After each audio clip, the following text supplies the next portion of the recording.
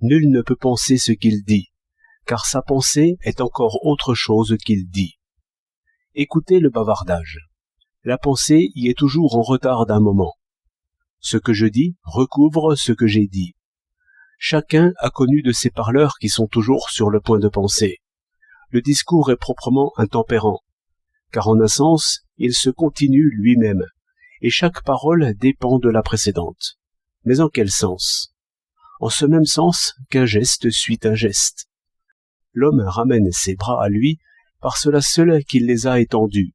C'est ainsi, mais par un jeu des organes plus cachés, qu'un mot suit un autre mot, que l'aigu succède au grave et le roulant au sifflant. J'entends bien ces raisons, si l'on peut dire, et sais que sa bouche ne peut garder la même forme, ni sa gorge vibrer de la même façon. Ce discours est réglé comme le murmure de la mer, toujours balancé. Cette sorte de mémoire oublieuse fait toutes les querelles. Tout ce qu'on invente sur l'éducation est misérable, faute d'avoir réfléchi sur la difficulté de penser. On admire le parler de l'enfant, sorte de chant d'oiseau qui imite sans savoir, et qui imite aussi bien le vieux merle, si bien dressé. J'entends l'homme important qui interroge. Il est dur de mépriser ces concerts d'intelligence, où l'intelligence n'est que pour l'autre, et n'est rien pour soi. Tant que l'enfant ne répète pas exactement ce qu'il a dit, tant qu'il ne pense pas ce qu'il dit, et enfin tant qu'il ne pense pas sa pensée, rien n'est fait. Aussi voit-on que les ignorants qui cherchent sagesse s'appuient sur les proverbes, qui sont de naïfs poèmes, où le nombre et l'assonance sont comme des marques auxquelles l'esprit se retrouve. Une telle pensée s'affermit, mais ne se développe point. Les poèmes plus achevés enferment encore l'esprit. Ils le conforment, ils ne l'affranchissent pas. C'est la prose qui affranchit. La prose repousse la mémoire chantante. Il n'y a de prose que lue. Ainsi, savoir lire est le tout. Chacun comprend que celui qui sait lire pourra s'instruire. Mais la vertu de savoir lire n'est point toute là. Elle est dans le premier moment de lire, dans le merveilleux moment de comprendre ce que l'on dit, dans ce moment affranchi de mémoire et d'égarement, par la vertu de cet objet invariable, noir sur blanc, le livre. Modèle de nos propres pensées, improvisation qui reste, liberté fixée.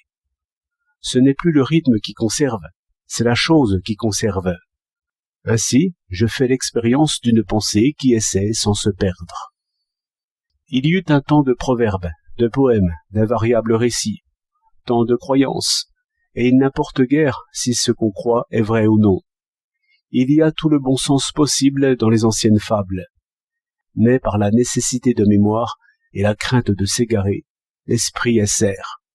Peut-être faudrait-il dire que, dans l'ancienne sagesse, il n'y avait point d'espérance, les mêmes chemins toujours et la même fin, le même ordre, la même vitesse, les mêmes pauses. Tel est le royaume de mémoire. Lire corrige premièrement cette peur de penser mal. Lire en chantant, ce n'est que l'apprentissage. Lire des yeux, éprouver l'objet invariable, l'explorer d'un coup d'œil, y revenir, c'est la perfection du lire. Les pensées d'aventure trouvent ici un soutien, un commencement d'espérance, par la perspective de l'art d'écrire.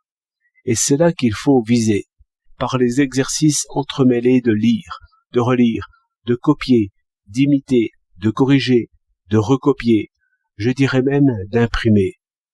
Car pourquoi l'enfant ne donnerait-il pas à ses pensées, revues, corrigées, nettoyées, cette forme architecturale?